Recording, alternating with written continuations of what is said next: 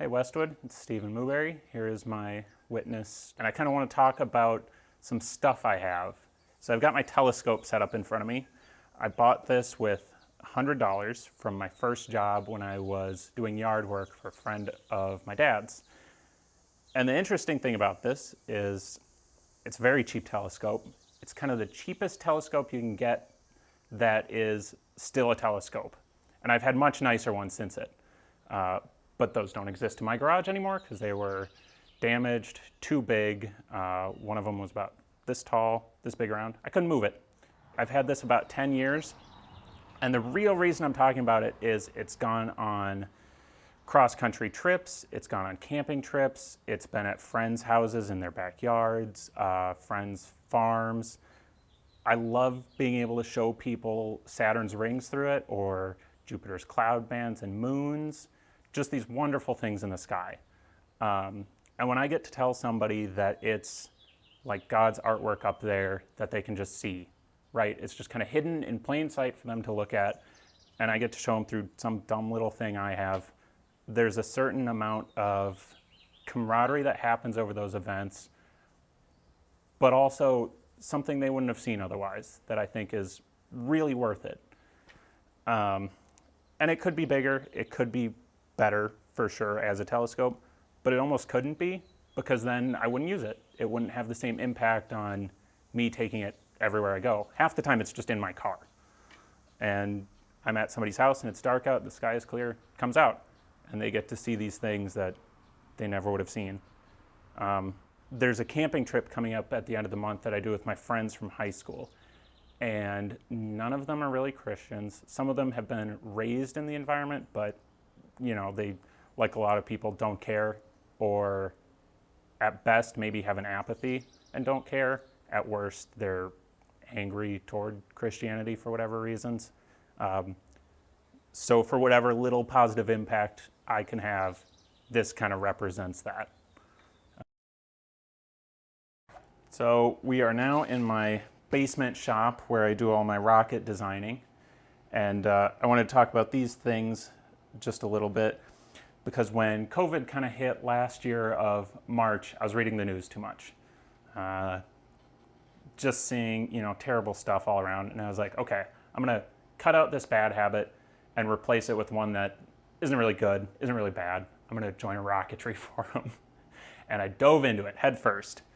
And what I found was, if you see this rocket here, it's got a nose cone on it that's made of balsa wood. And I would go from a block kind of like this to a piece like this. And to carve that and sand it down smooth to a finish, which this one's not even finished yet because it was kind of prototyped, takes probably 5 hours. Not a quick process, but I like doing it. But what I found was that gives me a lot of time to pick something to listen to. And I picked a couple of different podcasts that were put forth by various Christian guys. And I found it was a good time to just re-engage with God in a quiet moment in the basement after the kid's gone to sleep or while he's napping.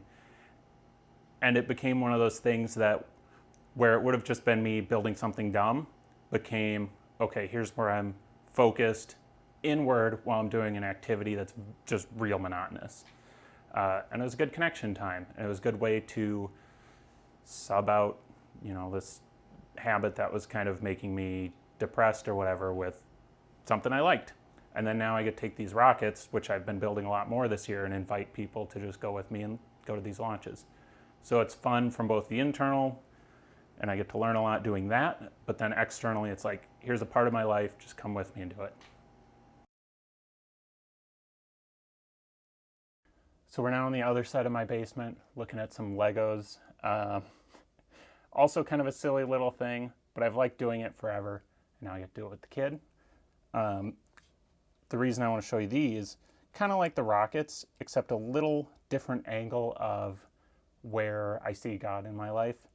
So I like building things from nature. Got really into bugs for a while. So here I'm holding a bumblebee. This one is a butterfly. And whenever I build these, they probably take around 10 hours to fully put together as I'm sorting through pieces and whatever. But the real bulk of this build process is reading about the animals or whatever other thing. You know, sometimes I've built trucks, cars, but it's a lot of learning. And especially with these bugs and animals that I've done, there's a ton and just a ton of information of backgrounds, what they eat, how they act in nature, how they act with other animals, how people interact with them. And it's really hard not to read all that stuff and see how much thought God put into his work. Kind of the same with the telescope, you know, to look at the sky and see that stuff. And so, you know, I like to build these things, and that's where I see God. And I want to read one verse real quick. It's 2 Corinthians 10, verse 3 through 5. And it's, "For though we live in the world, we do not wage war as the world does. The weapons we fight with are not the weapons of the world.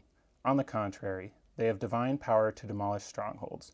We demolish arguments and every pretension that sets itself up against the knowledge of God, and we take captive every thought to make it obedient to Christ." And so in all these silly little things I like doing, it's kind of that taking captive of these thoughts where they're not one way or the other for God, and why not just make them for him? So it's kind of what it is. Thanks.